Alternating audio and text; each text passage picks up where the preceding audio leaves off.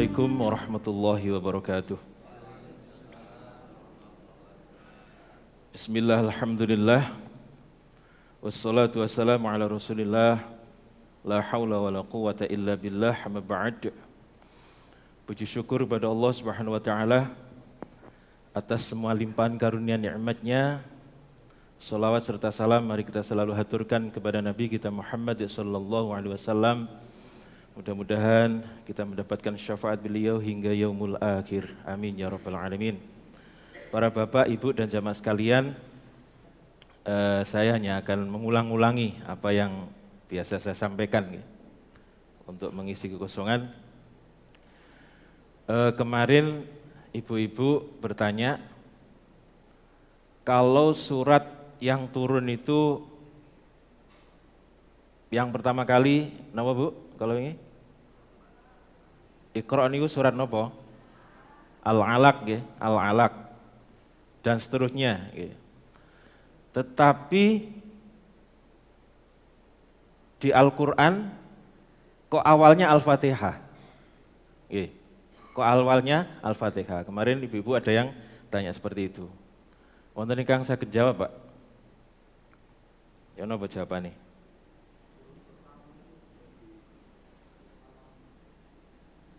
Di napa?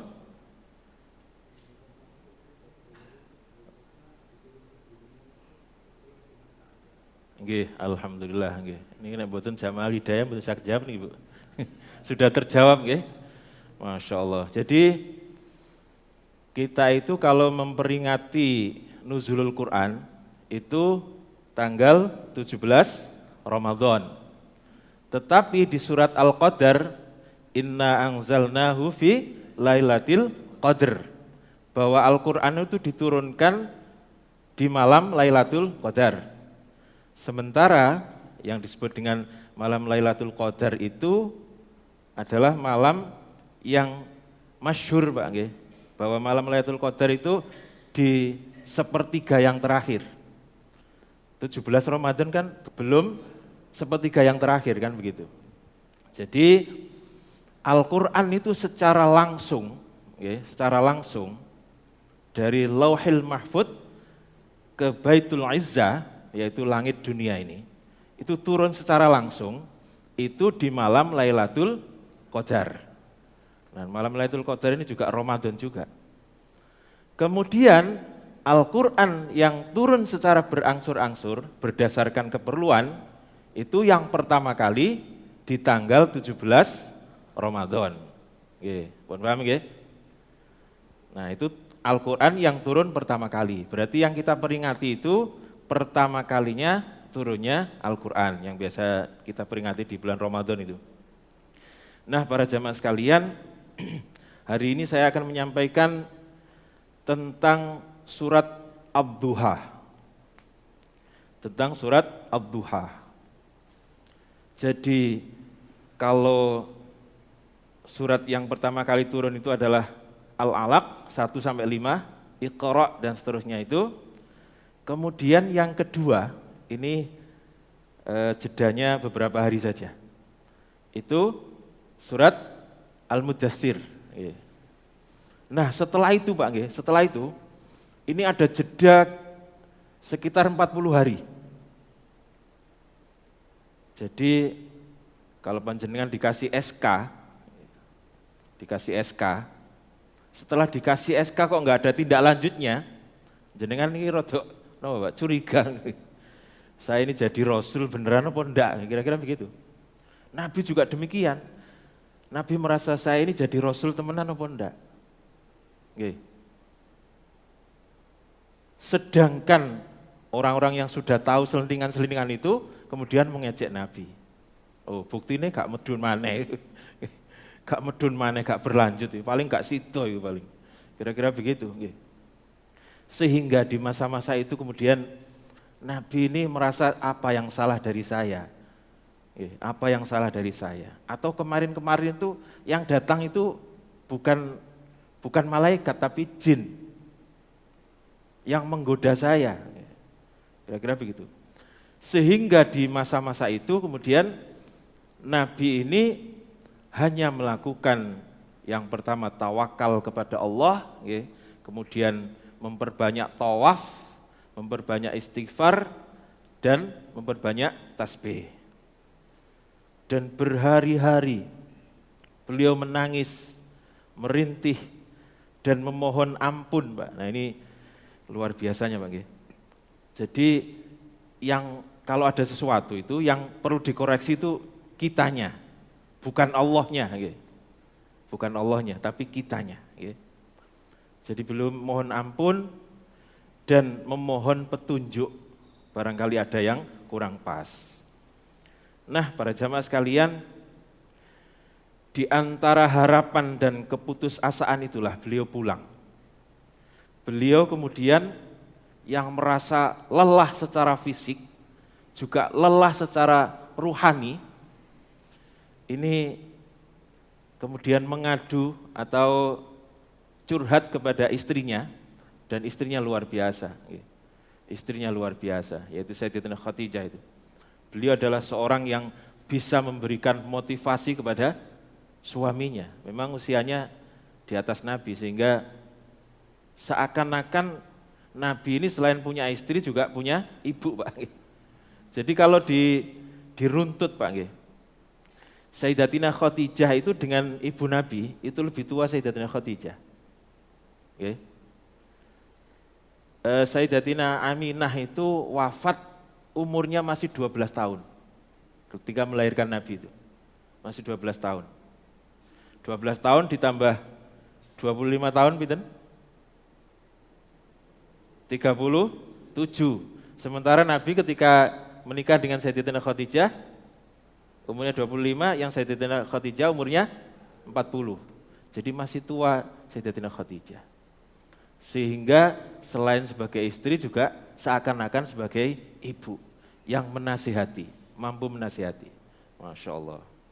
Nah, para jamaah sekalian, di saat itulah kemudian keringat Nabi bercucuran.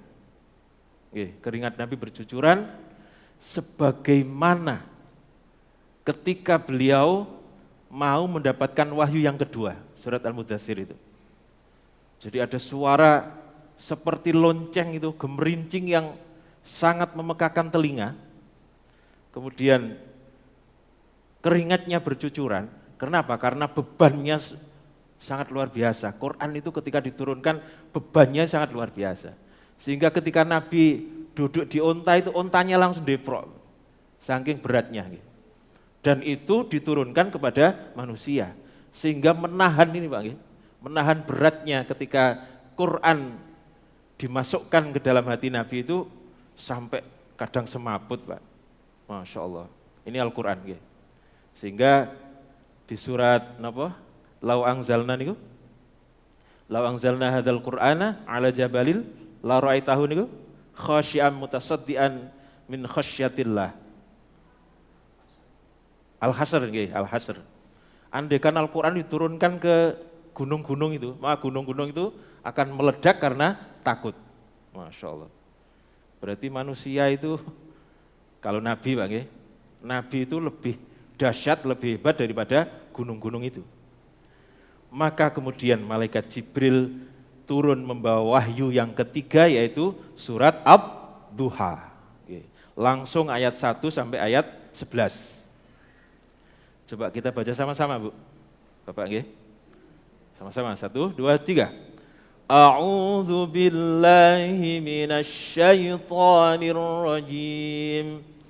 Bismillahirrahmanirrahim. Wadduha wal-laili idza saja. Ma wadda'aka rabbuka wa ma qala.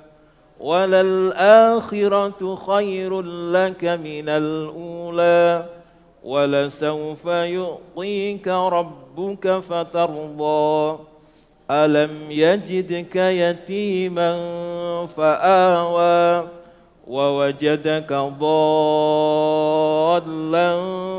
فَهَدَى وَوَجَدَكَ عَائِلًا فَأَغْنَى فَأَمَّا الْيَتِيمَ فَلَا تَقْهَرْ wa ammas sa'ila fala tanhar wa amma bi ni'mati rabbika fahaddits.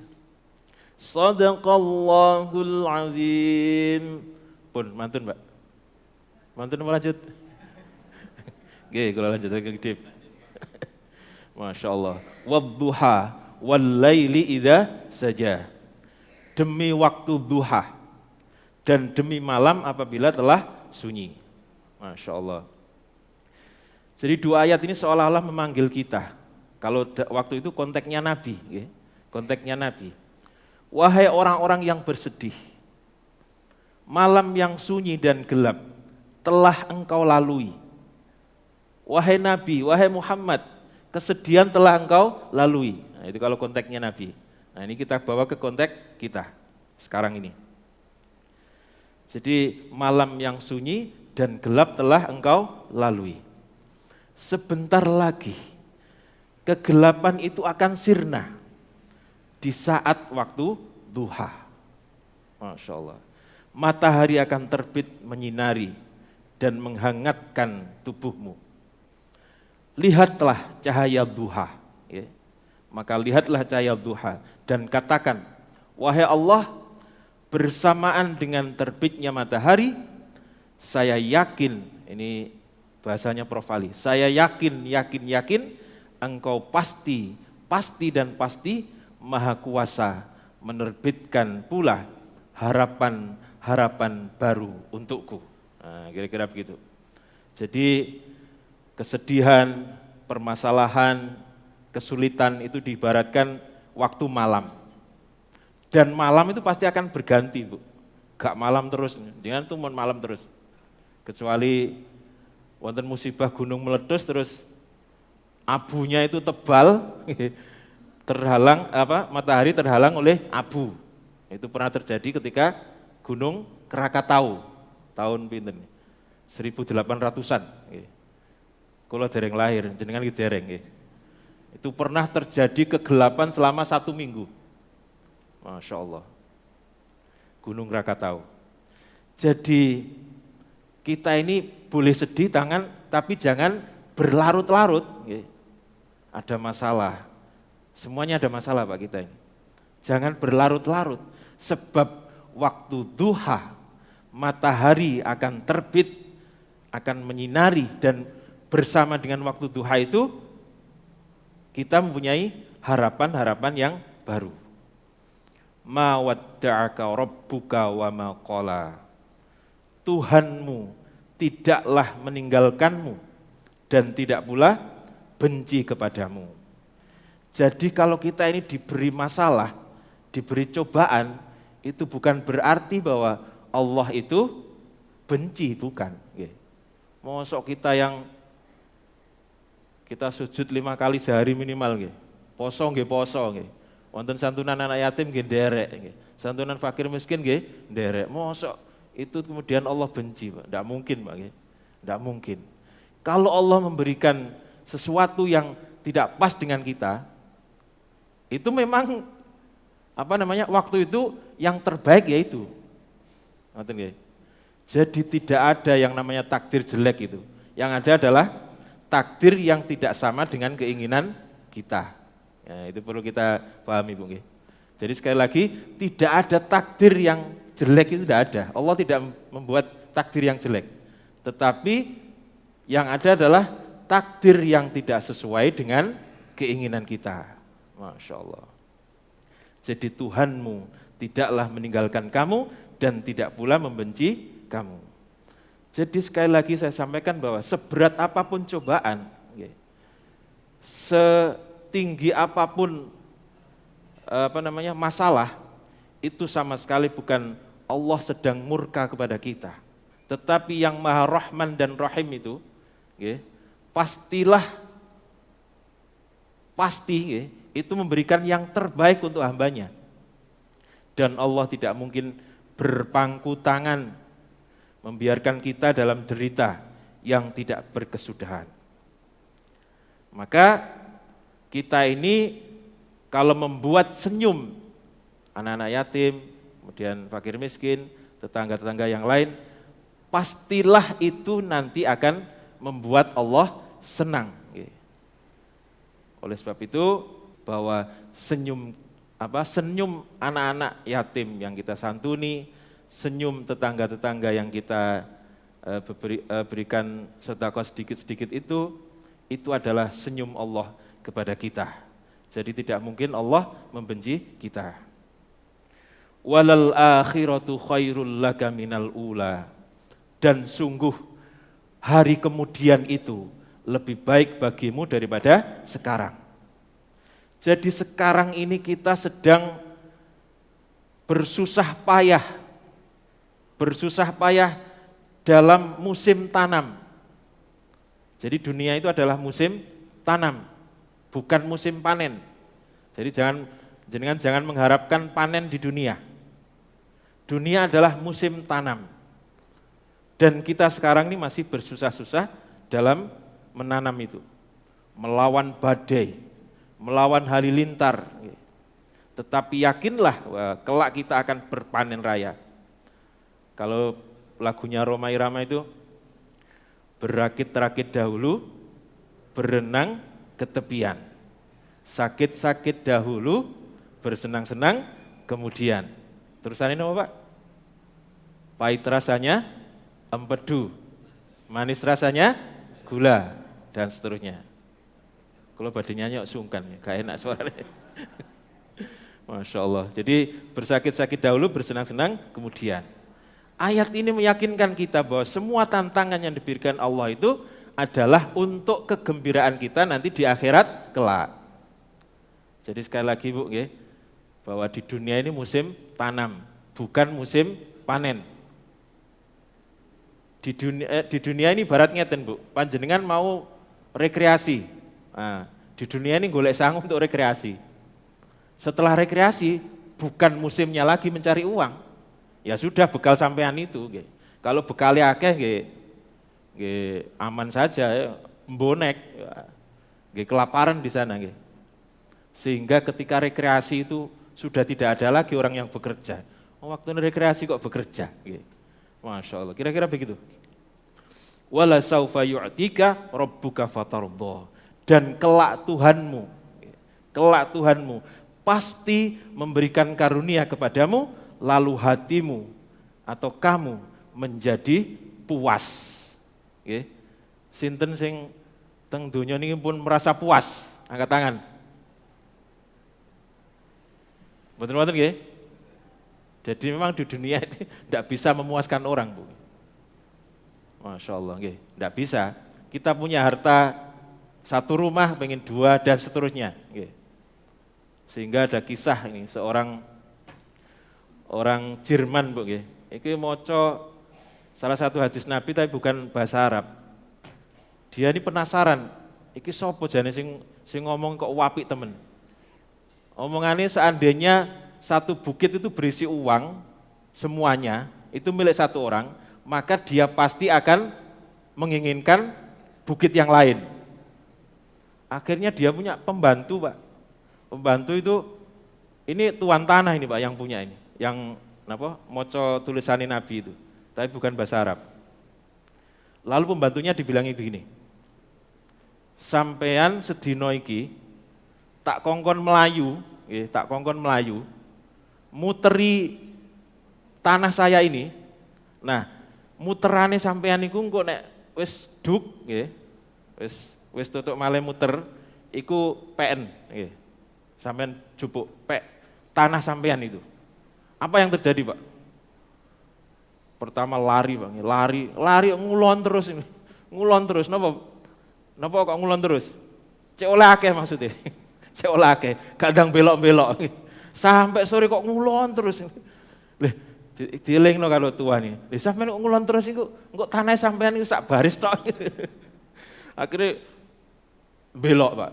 Belok amblas terus gak balik, mboten belok-belok. Terus begitu. Ternyata Pak, belum sampai duk nggih. Tiang niku mati kekeselen, Pak. Masya Allah. Akhirnya mboten sios angsal tanah. Itulah kehidupan dunia, enggak ada yang pernah puas itu di dunia itu. Sehingga kemudian Allah mengatakan, kelak Tuhanmu pasti akan memberikan karunia kepadamu dan hatimu nanti akan menjadi puas. Jangan mencari kepuasan di dunia, sebab dunia tidak akan pernah memuaskan kita. Kepuasan adanya hanya di akhirat, yaitu surganya Allah Subhanahu wa taala. Amin ya rabbal alamin. Lalu ayat berikutnya yaitu ayat yang ke-6, alam yajidka yatiman fa'awa. Bukankah dia mendapatimu sebagai seorang yatim lalu dia melindungimu? Siapa yang dimaksud, Pak? Nabi Muhammad. Nabi itu kan yatim sejak kecil.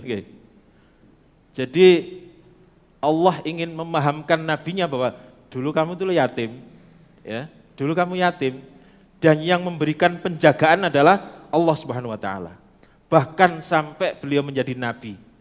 Bayangkan, Pak, yang namanya Abu Thalib itu ketika Islam sudah datang, dia tidak mau menerima Islam tapi mau melindungi Nabi. Itu kalau bukan karena settingan Allah, susah, Pak, dibayangkan. Tidak logis. Orang yang kafir tetapi mau melindungi. Dan satu lagi nanti yaitu Raja Najasyi As-Soma. Dia itu orang Kristen, ketika ada orang Muslim datang ke kerajaannya di Habasyah, Ethiopia itu bagi orang-orang kulit hitam itu dilindungi sedemikian rupa. Bahkan ketika Amr bin As itu mendatangi mereka, orang-orang yang hijrah ke Habasyah itu, untuk ditarik kembali ke Mekah, itu Amr bin As sampai dimarahi oleh Raja Najasyi itu. Bayangkan, raja yang belum Islam tetapi mau melindungi umat muslim. Nah, itu cara-cara Allah atau settingan Allah untuk melindungi hambanya. Jadi dulu itu kamu itu yatim, tidak ada yang melindungi. Bahkan yang mau menyusui saja tidak mau. Ketika waktu Nabi masih kecil itu, ketika ditanya, waduh lucunya bayi ini, bolak-balik lewat ngoten, lucunya bayi ini, mana bapaknya? Diomongi bapaknya sudah meninggal amblas. Sebab orang yang menyusui ini mencari penghasilan dari susuan itu. Terus begitu. Termasuk Halimatus Sa'diyah. Awalnya begitu. Waduh lucunya bayi ini. Mana bapaknya? Bapaknya sudah ada, yatim, amblas. Tetapi kemudian Halimatus Sa'diyah ini sudah muter-muter 3 hari gak ketemu. Akhirnya suaminya mengatakan, Dek, ya opo lek bayi wingi dibaleni ya. Barangkali ada barokahnya. Akhirnya baru dibaleni, Pak. Akhirnya kemudian Nabi itu disusui oleh Halimatus Sa'diyah itu. Itu adalah bentuk-bentuk penjagaan dari Allah Subhanahu wa taala. Lalu wa wajadaka dhallan fahada. Bahwa Allah itu mendapatimu sebagai orang yang tidak tahu tentang syariat. Lalu dia memberimu petunjuk. Dhallan ini biasa diartikan sesat. Dhallan ini di surat Al-Fatihah itu kan artinya sesat. Wa wajadaka dhallan fahada, dan dia mendapatimu sebagai orang yang tersesat. Nah, tersesat di sini maksudnya adalah dulu Nabi itu kan pernah menjadi pengembala kambing, Pak. Nah, pengembala kambing di Mekah sama di Indonesia tidak sama, rumputnya sedikit. Jadi kambingnya di jalan terus diturnoy, sehingga sering mengembala itu nginep itu sering. Soalnya mau pulang kejauhan, besok harus kembali, akhirnya nginep. Suatu saat Nabi ini mengembalakan kambing di lereng-lereng pegunungan itu, beliau tersesat, tidak tahu jalan pulang. Nah, ini yang dimaksud dengan ayat wa wajadaka dhallan fahada. Atau ketika Nabi ini bersama pamannya pergi ke Syam ketika umur 12 tahun itu, Pak, ini ada iblis yang menggoda yang berusaha menyesatkannya. Lalu malaikat Jibril kemudian meniup iblis itu hingga terpental ke Habasyah. Jadi di Syam itu sekarang berarti Palestina dan sekitarnya itu, ditiup ke Habasyah. Jauh nih, Pak. Jauh, Habasyah itu kan kalau Syam sini berarti Habasyah sana jauh. Jadi seperti sekarang sedang terjadi peluru kendali itu melewati beberapa negara itu. Masya Allah. Ditiup amblas ke sana. Masya Allah. Wa wajadaka dhallan fahada. Jadi Allah itu menemukan Nabi itu dalam keadaan tersesat. Lalu Allah memberikan petunjuk berupa Al-Quran. Wa wajadaka ailan fa'aghna. Dan mendapatimu sebagai seorang yang fakir. Lalu Allah memberikan kecukupan. Jadi Nabi itu di awal-awal ikut pamannya, makannya saja kalau kita dengar itu ternyuh. Abu Thalib itu anaknya banyak, anaknya 12, masih kecil-kecil, termasuk sinten Ja'far ini. Sementara dia tidak berdagang, padahal orang Mekah itu penghidupannya dari berdagang. Dia tidak berdagang karena Nabi, Pak. Karena Nabi. Maka dalam hal ekonomi kesulitan. Kalau dapat makanan itu Pak, Abu Thalib kalau dapat makanan, Nabi itu keluar dulu Pak. Kenapa kira-kira? Supaya ya mboten enak ngoten nggih. Iki anake sik wakeh durung mangan, aku melok-melok kan begitu. Masya Allah nggih. Nabi keluar dulu. Keluar kemana wis pokoknya ngilang sik lah nggih. Lah engko nek wis mangan kok kira-kira mari balik. Bapak gak bagian gak popo kan. Masya Allah. Tetapi Masya Allah istrinya sinten wau pamannya Abu Thalib ini selalu napa ngengei ini menyisakan untuk Nabi, menyisakan untuk Nabi. Nah, ketika tahu bahwa Nabi itu kelar, dicari dulu Pak. Bagaimana sayangnya Abu Thalib dan istrinya itu, dicari dulu. Nah, ketika Nabi ikut makan, makanan yang memang jadi satu sampai sekarang orang Arab kan makannya bareng-bareng begitu. Itu oleh Nabi itu ini, napa dibagi nih, kan bareng-bareng dibagi. Sementara beliau sendiri tidak bagi-bagi. Nah, engko lek ana sing sisa-sisa terakhir-terakhir itu kemudian diambil oleh Nabi. Karena memang keadaan ekonomi. Nah, melihat seperti itu ya akhirnya Abu Thalib ini terus menyisakan makanannya. Sebelum kalau Nabi itu tidak ada disisakan makanannya itu. Anaknya makan, Nabi bagian. Tetapi yang luar biasa Pak. Tapi yang luar biasa adalah ketika Nabi itu ikut makan, itu seakan-akan makanan itu menjadi banyak. Seperti peristiwa perang Khandaq yang dulu pernah saya sampaikan. Bahwa Jabir bin Abdullah itu masak hanya untuk 6 orang, tetapi penggali parit itu ribuan, itu cukup Pak. Nabi yang memberikan sendiri satu persatu. Masya Allah. Itu mulai kecilnya. Wa wajadaka ailan fa'aghna. Dan Allah mendapatimu sebagai seorang fakir, lalu dia memberikan kecukupan. Kemudian besar, berdagang, akhirnya beliau mendapatkan penghasilan. Awalnya itu penghasilan waktu masih muda itu ya kurma sak genggam itu Pak setiap hari. Kurma 1 genggam. Bahkan kalau kurma ini genggam terus dibawa pulang kok ada yang jatuh. Yang jatuh ini dikembalikan. Sebab itu berarti bukan hak Nabi. Itu masih kecil. Masya Allah. Lalu berdagang. Jadi mulai 17 tahun itu sudah berdagang Nabi itu. Kulaan kecil-kecilan.